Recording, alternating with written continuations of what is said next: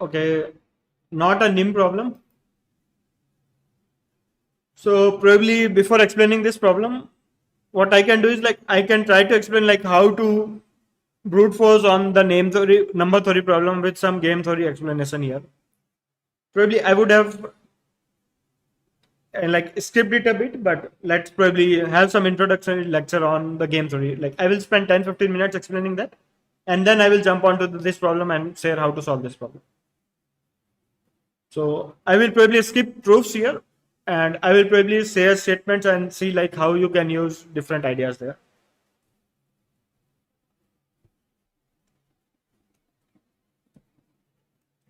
So like the normal nim game, we have like generally in the normal nim game we have some set of files. Let's say this file has 2, this file has 4 coins, this file has 6 coins.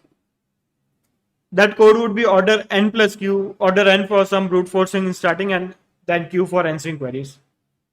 Like you can answer each query in constant time, but there is also a constant factor to pre-compute ideas there. So let's say we have a nim game which has 2, 4, 6 coins. In any move, Alice and Bob will play turn by turn. In any move, they can remove any number of coins from any pile. Obviously, you can't have negative coins, but can pick any pile and remove some coins from there. Let's say Alice starts.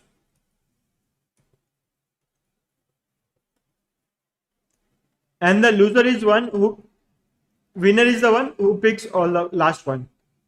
Or other way to say is loser is one who cannot pick any coin.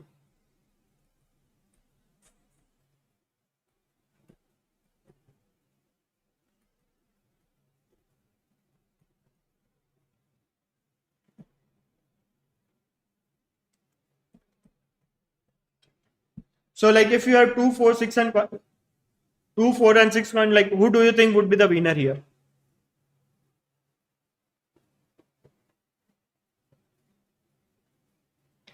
Like because there are no restrictions here, what generally people look at it is like let's look at the XOR of 2, XOR 4, XOR 6. If it is 0, like if XOR of all the piles is 0, then second player wins. Otherwise, first player wins.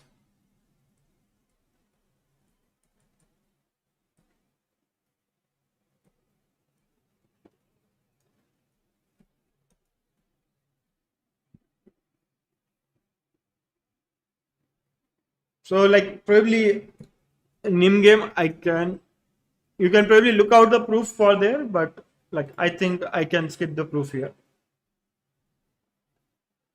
Like the idea is like whenever like XOR of every element is 0, whoever picks any coin will make it positive, and the second player will have some way to make the XOR again 0. So like basically whenever XOR is non-zero, if there would be one way to remove some coins such that the XOR becomes 0, and if XOR is 0, because you cannot remove 0 coin, you will remove some positive number of coins. So whenever you pick something, your XOR will become again positive. And at last, when you have no piles, your XOR is 0. And like that is the idea. Yeah, like this is the normal nim so far.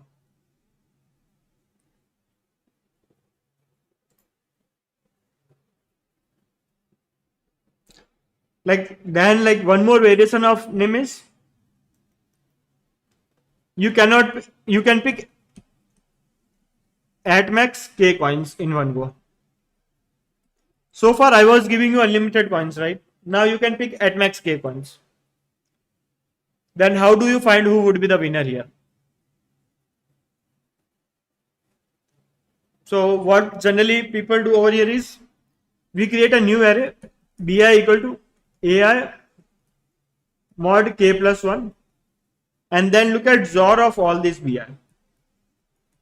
If this is 0, Bob wins, the second player wins. If this is non-zero, the first player wins. And the idea over here is like at last everything is 0. So whoever loses, whoever is going to play there will definitely lose. And the idea here is you can always keep all numbers roughly some multiple of k plus 1.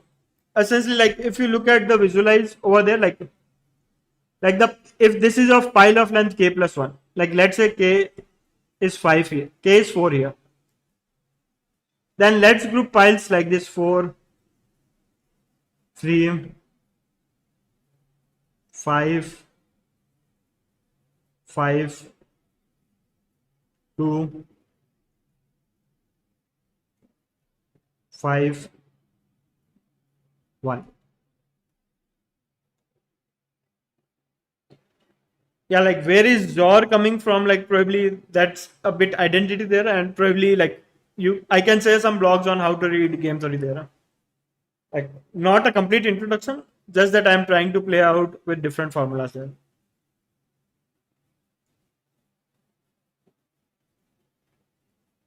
Yeah, like Zor and Max will also come in some time. Right now, like I am mostly. The idea over here is just look these bits in isolation. In any game, let's say like Alice removes 4 bits from here, 4 coins. Like right now, what I am saying is k is 4. So like I look at k mod 0, 3, 2, 1 would again be 0. So my claim right now is in this game also the second player win. How second player can win? I can give you some examples. Like the idea is like we have to remove all the bits again, right? So let's say Alice removes 2 bits from here.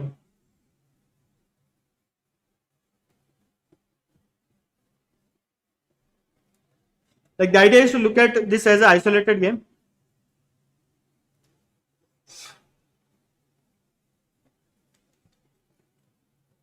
Let's say from here Bob removes 4 piles.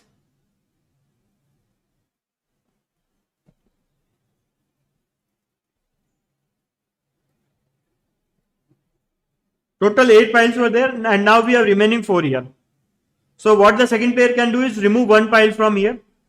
So that total 5 piles are removed, and we are left with again 3 piles here.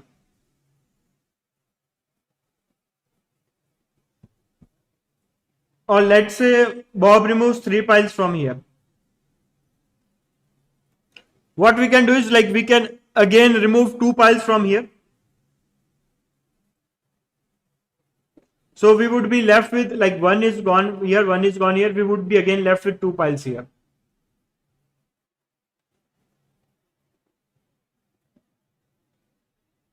And like this is idea, like the main idea is for each pile we give them some number, and at last we say like if we replace all the piles with these numbers, then now the game has reduced to normal nim game over here. The way to say here is like 8, 12 and 6, when we can remove at max 4, is equivalent to normal game,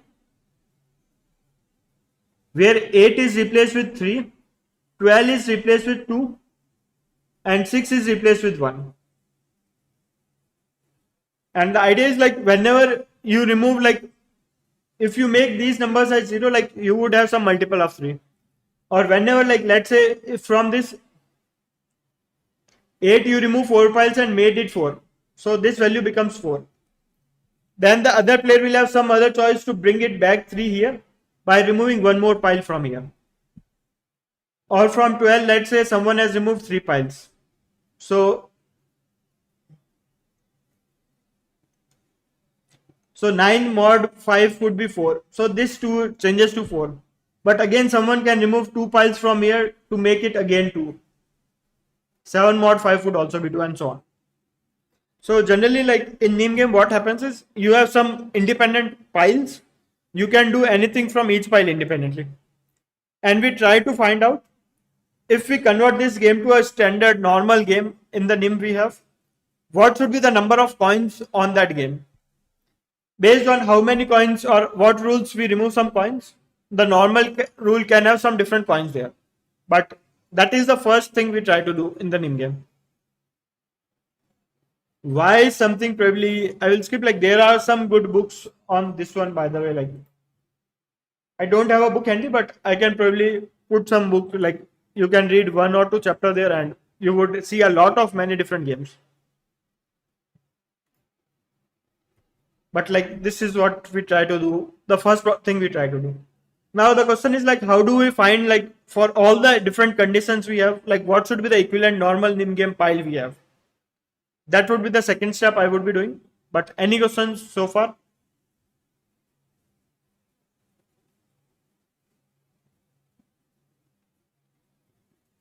And generally this is what is known as Grundy numbers here. Like in a game which played like this but have different rules, what would be the equivalent normal nim game number of coins is what people call it Grundy numbers there.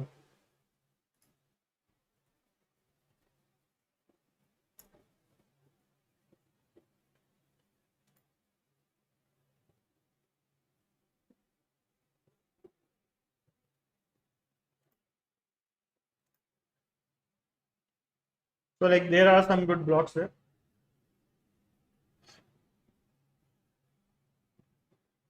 So the next thing is like how do we find the equivalent nim piles there? Let's say we assume a game where we always remove some coins, we never add some coins there.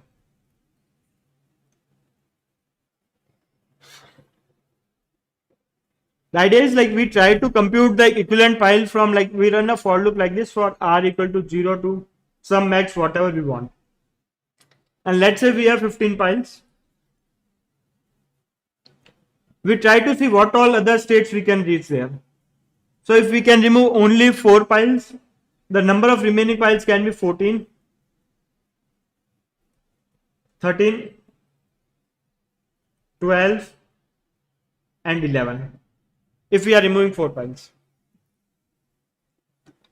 So like these, if we start from 15 and if we can take some number of coins, what are the next other states we can reach here? In this case it is 14, 13, 12 and 1. So we look at like what is the equivalent pile game for this. For example, for 14, like I know like it would turn out to be 4, 13 it would turn out to be 3, 12 it would turn out to be 2, 11 it would turn out to be 2. Like for now, let's say like these are the value, or we can take something else. Let's say based on some different rule, for 14 the number of equal piles in a normal nim game is 6, for 13 it's 1, for 12 it's 0 and for 11 it's, let's say, 4. So the way to find the equivalent pile for 15 would be to find max of 0, 4, 1 and 6. Basically all the next state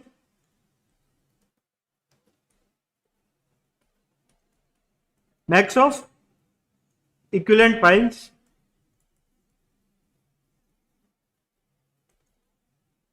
of all next states we can reach.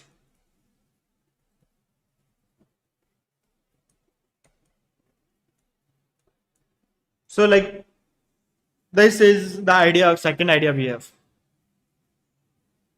Like for all the piles from 15, like we can probably reach 3, 2, or another way to see is like let's say we have a general graph where we have some DAG there. So for example, from 1 you can reach 2. Like you don't have any general rule. From 1 you can reach 2. For 2 you can only reach 0. For 3 you can probably reach 3 and 0. For 4 you can probably reach 2, 1. For 5, let's say you can probably reach 3 and 5. Let's say this is a graph. Like you see, like all the next move can be formed as a directed graph. So like one way you can do is you can start in the topological order. Like basically look at 0, you cannot reach anywhere. So this is a losing state. So like because empty set, max of empty set is 0, this has Grundy value 0. For 1, the only next state we can reach is 0, and for the 0, the next state pile would be 0. So max of set which only has 0 is 1. From 2 also the next state we can reach is only 0, and max of 0 would be 1. So this is how I am filling values here. For 3 I can go to 1, I can also go to 0. So max of 0, 1 would be 2. So for 3 the equivalent nim piles here are 2. For 4 I can probably go from 2 are 1. And max of 1 comma 1 is 0. So 4 is a losing state. For 5, next state I can go is 2 and 0. And max of 0 comma 2 is 1. So like these are the equivalent piles over here. It's not necessarily increasing. Like this is a very general graph which I have drawn. And here is how I am trying to find values here. So the idea in this problem would be same. Like now I will read the problem statement. Two players, Alice and Bob, are playing a game. They have n piles of stone. The ith pile initially contains ai stone. On their turn, a player can choose any pile of stones and take a positive number of stones from it with one condition. Let the current number of stones in the pile be x. It is not allowed to take from pile a number of stones y such that greater common divisor of x and y is not equal to 1. So slightly complicated way to say, but it says like if you have x and if you remove y stones from it, then GCD of x comma y should be 1. That was also said as it is not allowed to take from pile a number of stones y such that greatest common divisor of x and y is not equal to 1. So GCD should always be 1. The player who cannot make a move loses. Both the players play optimal. That is, if a player has strategy that allows them to win, no matter how opponent responds, they will win. Alice goes first, who will win? The same pile. So the problem would be same. For each stone from A1 to AN, I will try to find what is the equivalent number of coins in the normal name game if I convert this game to the name. You see, like we have a kind of a graph over here. So for example, from 6, you cannot go to 3, or you cannot go to 2, you cannot also go to 3, but you can go to 1. Or from 1, you can go to 0 directly. Or for example, from 7, you can go to any number less than it. Apart from 7 to direct 0 is not allowed. Because in that case, you are removing 7 coins and your GCD would be 7. So like a brute force now I would be doing is, the first thing I did was like I can probably try to formally prove, but I think coding here was a bit quick one.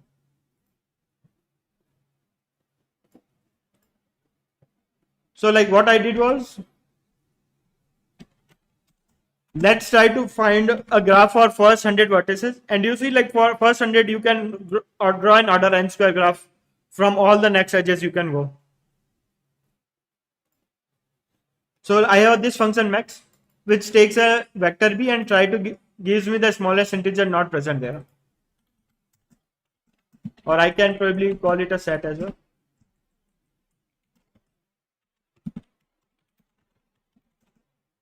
B dot count, as long as j is present, do j plus plus and return j. Like basically it takes a set, gives me the max of it. Now this g is like equivalent coins. For 0, the equivalent coin is 0. And let's say we'll start from x1 to 100. Let's say y is the number of coins we remove. If GCD of x comma y is, means we can do it. So now I look at what is the equivalent coins of x minus 1. And the equivalent coins for x would be the max of all the coins I could get over here. Like this is brute force way to find all the Grundy values I have. Next thing I did was to print these values.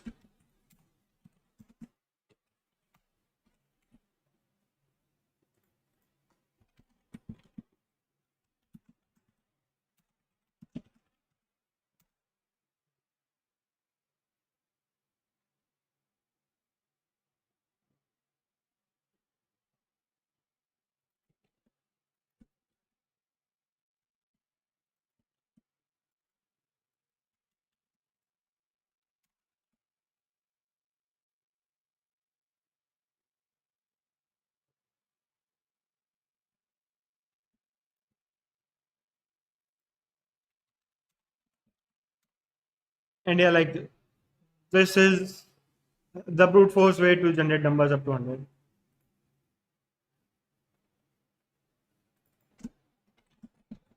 And I noticed some patterns over here. First of all, for even numbers, the value is 0. So if for even numbers, it's a losing state. So let's remove the even numbers here with some assert, and yeah.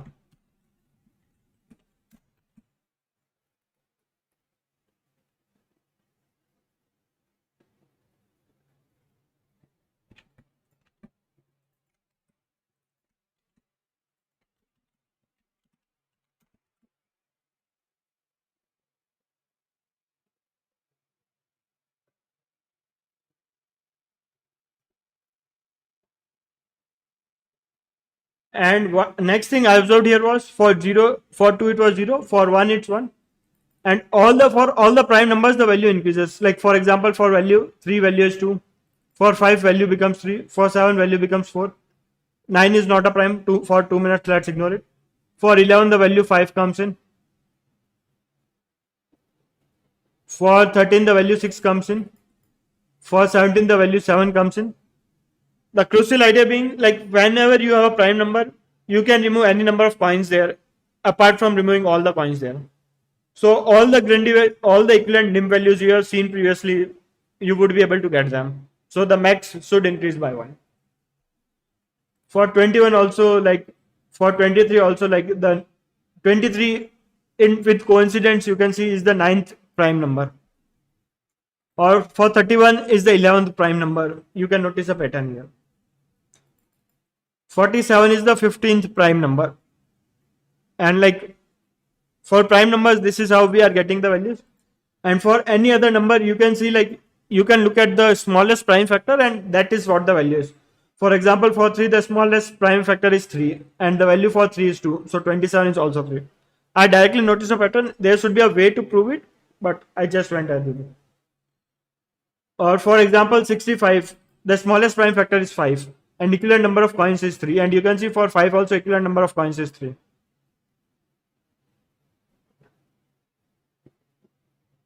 Or for example for 77 the smallest prime factor is 7 and for 7 the value was 4. So this gave me the solution. Like, I don't really need this order n square graph. What I can see is, like, for each prime, for 1 the value is 1, for 2 the value is 0.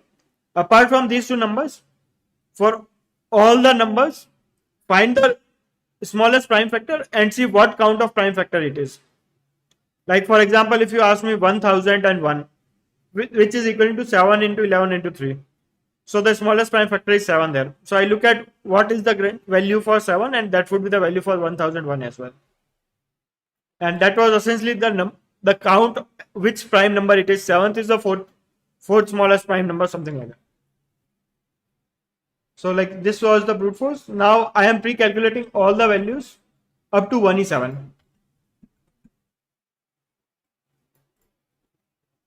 For 1 the value is 1. For all the even numbers value is 0.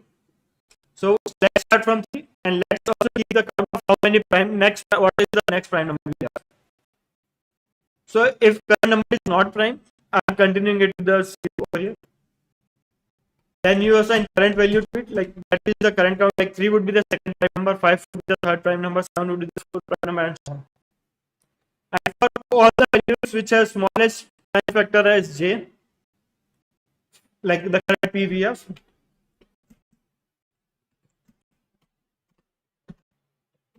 like if I ignore all the even numbers,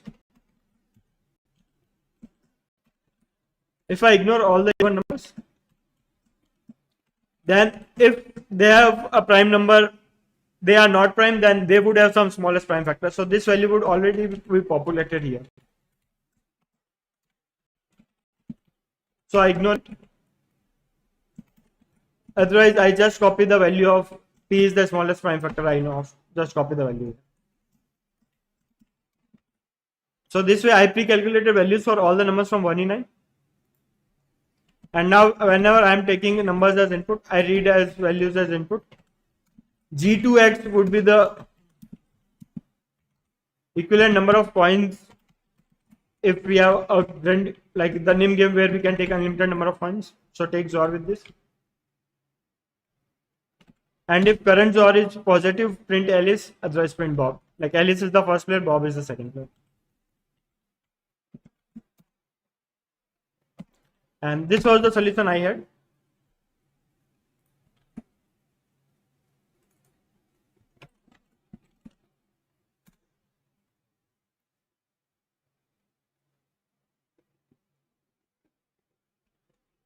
1 second. Looks like I'm messing up something.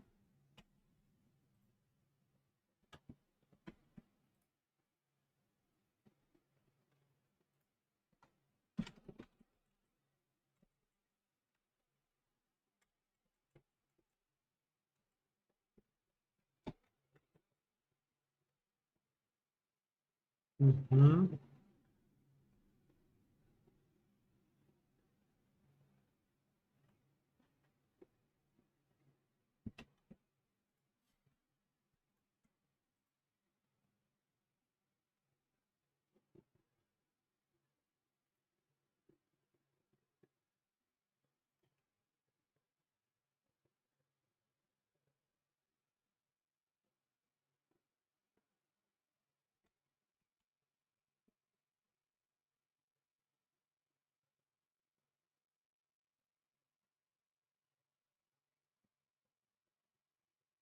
Okay, I just see like one thing should be like this should be 1 in 9 plus 1. So like this code, my code can in fact get a TA, but okay. Then GTX.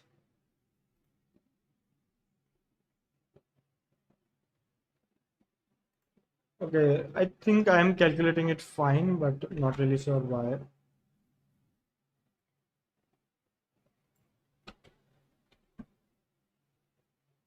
Okay, if this is 0, then only populate it.